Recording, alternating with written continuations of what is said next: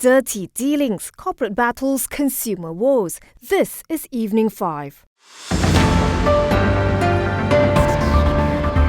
Communications Minister Fahmi Fadzil said a joint venture firm set up by LSH Best Builders and Service Master Malaysia will operate KL Tower via a 20-year concession. According to a Bernama report, the minister said the decision was made after the government and the Public-Private Partnership Unit evaluated tenders and proposals following a request for proposal or RFP to manage KL Tower. Fahmi told the press after today's cabinet meeting the LSH Best Builders has met all the terms of the RFP and that the next step would be to issue the letter of award. All companies involved in the tender needed to have the required financial capacity of at least 18 million ringgit. Fahmi, who is also the Unity Government spokesman, said further details of the award of the tender will be provided by the Public-Private Partnership Unit. KL Tower was previously managed by Menara Kuala Lumpur, a wholly owned subsidiary of Telekom Malaysia or TM.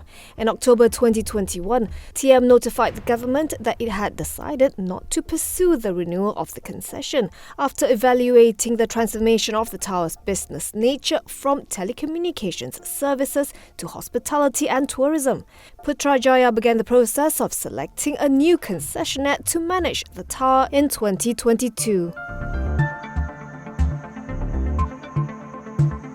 Tan Sri Azmil Khalili Khalid is set to take over Anih, which operates the Kuala Lumpur-Karak Highway and the East Coast Highway Phase 1. MACC Rating said in a statement that Anih's shareholding restructuring exercise has been given the green light by the government, prompting it to upgrade the outlook on the company's 2.5 billion ringgit senior sukuk program to stable from negative. The agency said the stable outlook reflects the abatement of the uncertainty surrounding the approval process for Anih to restructure its shareholdings. To its understanding, the change in ownership has been authorized, facilitating Anih's refinancing plan for the outstanding sukuk. Under the restructuring, Azmil is expected to increase his stake in Anih from 49% to 100% by the third quarter of this year, MACC said, potentially bringing an end to a legal battle started 6 years ago with his late father-in-law Tan Sri Dr. Nik Hussein Abdul Rahman. On completion, MACC noted that Anih will accelerate its refinancing plans, including the early redemption of the sukuk program by this year-end. Lagenda Properties said one of its senior personnel was remanded by the MACC under an investigation into the subdivision of Malay Reserve land in Manjung Perak.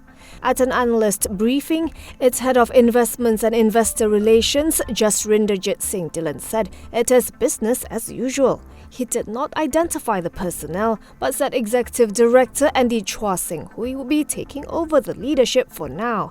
Jasrinderjit also stressed that the company is not part of the investigation, so he cannot answer any questions with regard to anything pertaining to the MACC's probe.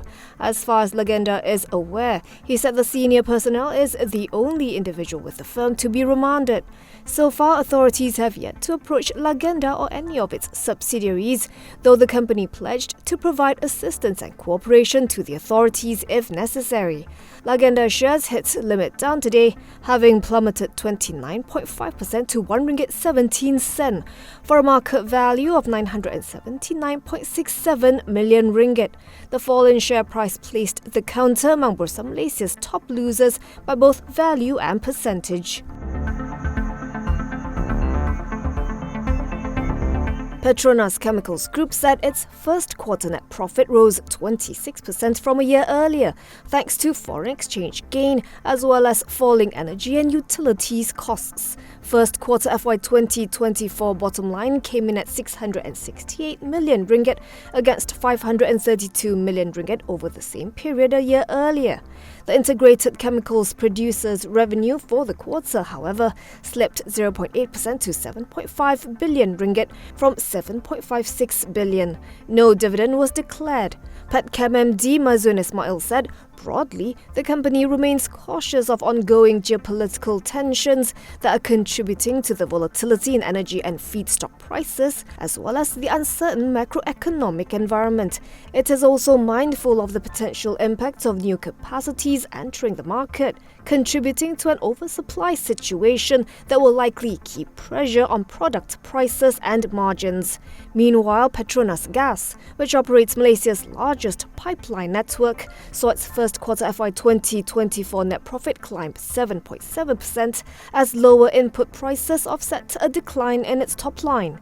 Quarterly net profit stood at 456.65 million ringgit versus 424.18 million ringgit for the first quarter of FY 2023, while revenue slipped 3.4% year-on-year to 1.62 billion ringgit from 1.68 billion ringgit. The group declared a first interim dividend of 16 cents per share, equivalent to a payout of 316.6 million ringgit, payable on June 27th. Looking at FY 2024 as a whole, PetGas expects its performance to remain healthy, premised on stable earning contracts as well as sustained operational performance. Farm Fresh posted a 27% jump in FY 2024 net profit to 63.53 million ringgit from 50.08 million ringgit a year ago, as revenue surged to 810.41 million ringgit from 629.69 million ringgit. In a board's filing today, Farm Fresh said its net profit for the fourth quarter of FY 2024 rose to 23.93 million ringgit from 4.89 million ringgit. The company did not declare any dividend. Reviewing its performance, Farm Fresh said the better results were due to improved contribution from its hotels, restaurants and cafes segment and higher UHT product sales, as well as the positive impact of its new product launches and revenue contributions from the recently acquired The Inside Scoop and Sinwah ice cream. It also witnessed lower input costs of dairy raw materials, while price increases for selected products also helped. On its prospects, Farm Fresh said its plans to expand regionally are also taking shape in the Philippines, where the company expects to have a factory operational by July. It plans to focus on the Greater Manila market first.